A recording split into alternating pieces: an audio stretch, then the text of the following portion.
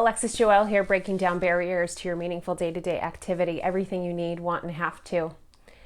So this broadcast is for you if you want to expand your skill set and how you practice as an occupational therapist. If you're wanting to grow that, this is not for you if you're cool with the status quo and where your skill set is at. This broadcast is meant to broaden how you practice and what you do within your time with your clients and their loved ones and everything like that. So, what does the power shutdown have to do with that?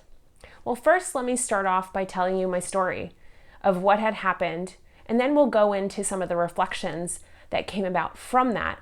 And then I'll go into some of the recommendations for you and how you can apply it to your own practice. So my story. So imagine you are told that your power is going to go out, and you're told how to prepare for it, what supplies you need, what you need to be mindful of to stay safe. All while that's going on, there's fires in neighboring counties, okay? And you get yourself prepared as much as you can, and then your power goes off at 8:30 at night on a Saturday, and you say, okay, this is going to be an opportunity for me to take advantage of, have some quiet time without technology, spend some time with the guy, and we're going to play some Scrabble, and we're going to have it by candlelight, battery operated, and have all of our string lights turned on that are illuminating alongside our bookcase in our living space, and we're just going to make the most of this, right? So we go to bed. Next day, we decide to go out to the city. We parade around the city, enjoy the light, enjoy the electricity, go out to eat a lot, and we come back home, we bring pho soup, and we eat it by candlelight again, and we play another game of Scrabble before we nod off to go to bed. There's some perks about the power shutting down. It reminds you to wake up during the day and go to bed when it's nighttime. It doesn't mess with your bioalgorithms, which I definitely felt a difference. So there's some positives to my story. It also gave me the opportunity to reconnect with my guy. You know, we've been going through a lot of busy stuff this season, and it was just really nice to be able to connect and have an abrupt change in that way. So now I wake up on Monday morning because the power is still out, and I go to work. Now, before I go to work, I'm a little frazzled. I'm actually jolted.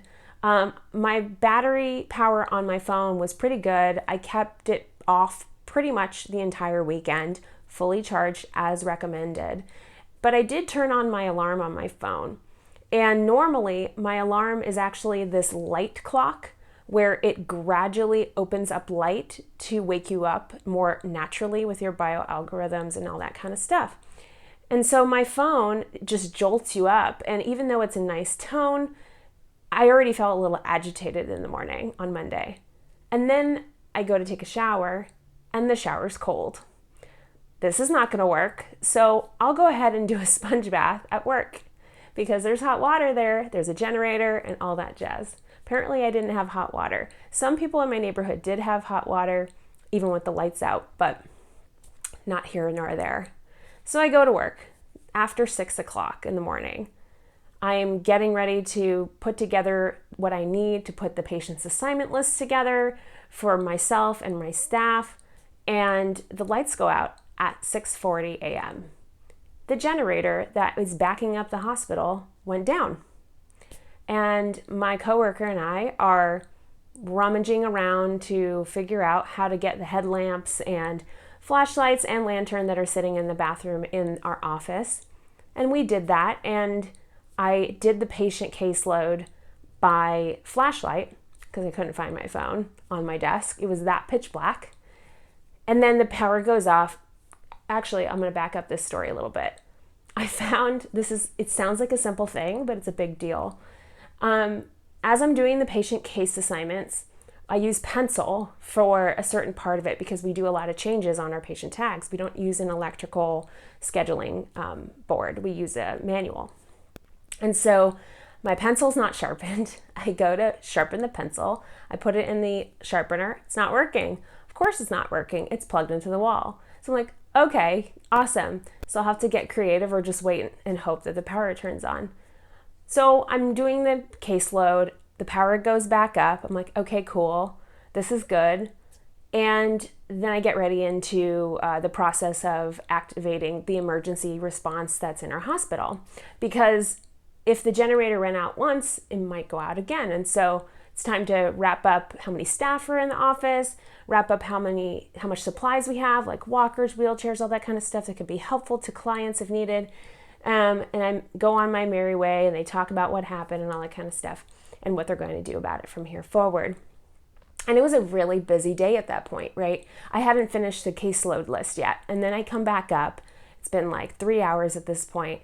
Our board's still not done. I just told my staff, like, pick 2 people that are really, really urgent. You guys know how to prioritize. So it's interesting because I go back to the board and I'm like, okay, I'm in emergent mode. Like, I do well under pressure. I don't do well when it's slow, and I don't do well when it's not so when it's like too easy, if that makes sense. So I'm going down my list and I'm looking at the consults, and I notice that we have 1 trauma patient. I'm like, okay, this is not an unusual day. We have a trauma patient or 2 come in all the time. Then I flip through more consults and I find 3 more trauma patients. I'm like, oh, this is weird for a Monday morning. And then I find out that there's a few patients who've had head injuries. And I'm like, what's going on? And I think to myself, as I'm looking at 3 more patients that are on the board that were already made tags for, are pending surgery for their fractures, I'm thinking, oh my God, how many people have been affected by this power outage, having no light, our older adult population navigating their homes with no illumination. And my heart sunk, and I couldn't help but feel angry. Angry that our electric company decided to turn off the power for days, and all these individuals who are vulnerable in this population, who may not be able to see as well, or may not be able to hear as well, or their balance is impacted, or may live alone, are the very thing that they try to do to, forgive me as I'm trying to word this right, because I'm not trying to blame them, because it isn't to blame, it's to discuss the situation, right? The very thing they were trying to do to protect hundreds of thousands of people from fire impacting them due to winds, blowing down power lines, was the very thing that caused more harm to the vulnerable populations. And it wasn't just our older adults that have suffered brain injuries or fractures. It's also those clients out there that just can't plug in their BiPAP, or they need some sort of electricity and they don't know where else to go for their oxygen, even oxygen tanks. Even though the oxygen tanks are, some people just can't navigate that stuff, because it's dark. And so they come to the hospital, and there's so many people that come to the hospital just for maintenance, right? And the hospital's not equipped for that. And so it's taking time away from those urgent matters. It's taking time away from those people who really need that attention. So it's just interesting that this one power outage on purpose has created a disruption in occupations beyond anything. And it just had me thinking, I think back in the day when my professors would talk about how they would go overseas to volunteer their time to help support structure for access to water, access to shelter, access to light in order to see what you do every day. And I thought, oh my gosh, this makes so much sense. Basic needs, right? Basic self-care. The occupations at which we identify doing every single day require water, require electricity, require shelter, require light, right? Food. Some of these clients didn't even have access to food, or their food has gone bad, or they don't know how to prepare. Some might have had pre-existing conditions. And so it was interesting to me because I couldn't help but reflect on what's my role here? What's my role here as an occupational therapist, and how can I do better?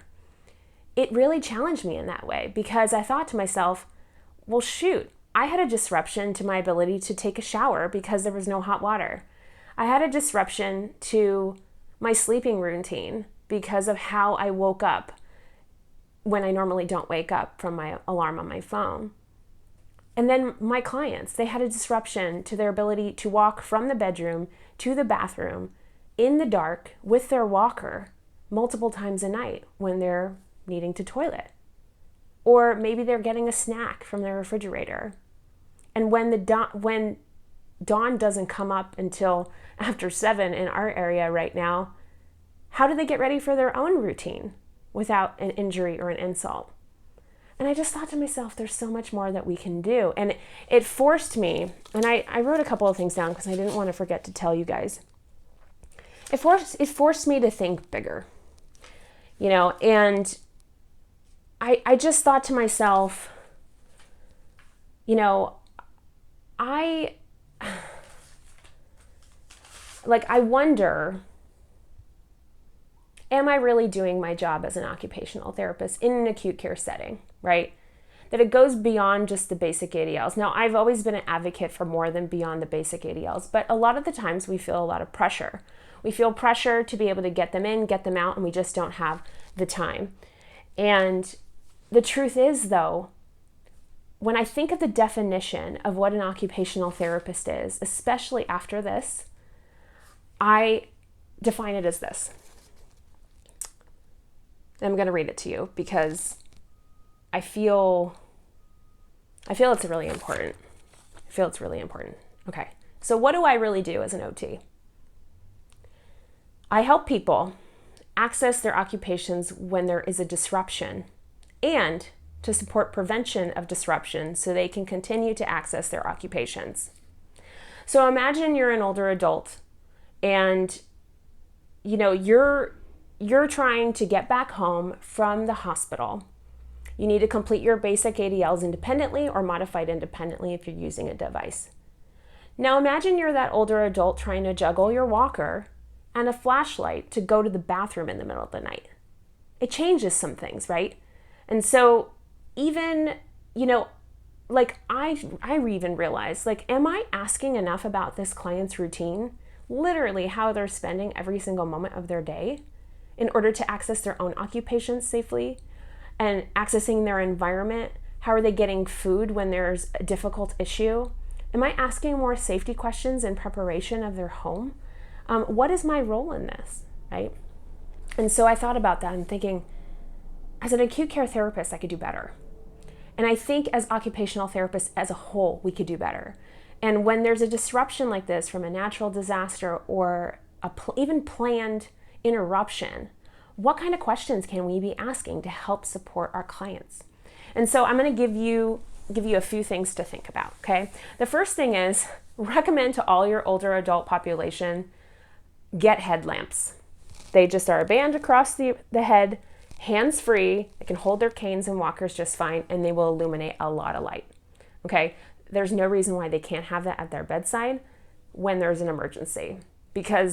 And to be honest with you, and everyone can think differently about this, but our weather's getting worse, and our fires are getting more intense, and they're getting more unpredictable, and our winds are changing, and so we have to be prepared for what's happening. We can't just say, oh my gosh, this is a problem, someone else needs to fix it. We need to work within our environment as it is and how we occupy our time and what's going to help support that. So headlamps for all older adults because of balance issues, vision, hearing, all that stuff, right? The second thing is I want you to ask about their routine. How are they literally spending each waking moment and not waking moment? Because you want to know what pathways they need to navigate and what barriers might be impacting that internally or environmentally. That's our wheelhouse, right? The third thing is ask yourself how I can help during a crisis or a natural disaster. If there's a disruption and it's publicly displayed, ask yourself, how's this going to impact each client that I'm working with? And how am I going to adjust my questions? And how am I going to adjust what we're going to do together in our treatments or in our evaluation? And what am I going to help support them with in terms of resources? And if I don't know, who does? Identifying that. And then lastly, acknowledge circumstances can change in terms of our clients' occupations. You know, there is so much that happens within our lives where our role and our identities shift. And our roles and identities can shift when it comes to even a power outage or a fire. So, for example, I was walking around our kind of ghost town when our power went out. I was looking for coffee, and with my guy, and it's like there's nothing open, right? And I think to myself, there are people that work in this shopping center normally that are off for 3 days because there's no power. So not only is that impacting the employees, but it's impacting the employers and their financial well-being, and they don't get reimbursed for that. And then also they don't get reimbursed for all the food that they have to throw away. Those employees have to throw their food away, the food that we threw away. We did so much consumption of food that was perishable before the power went out. We prepared so hard, yet we still threw away over $100 of condiments and other stuff that we had. Fortunately, I was able to put my liquid iron supplement in the freezer, and it lasted me 48 hours before I had to toss it. But the truth is, I can't even imagine the financial burden and the literal occupation that we do every day to make a living, or those who serve to provide others with what they need in terms of food and resources, right?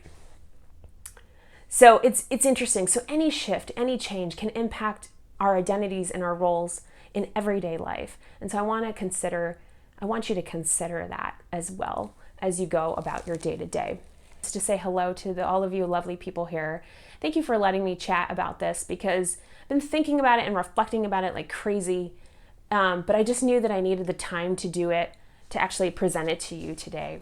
As I was reading down the list of things to prepare for before the power went out, it says check on your neighbors, check on older adults or those who have disabilities or vulnerable populations. So great. So maybe there's some wonderful humans that do that, but what if you can't get to them? What if nobody's answering? Do you assume that no one's home, or do you break in? What if they have fallen and they can't get up, right? What if they've been there for 3 days? I can only imagine who else will need help, right? In acknowledging how to address these issues in your everyday practice, okay?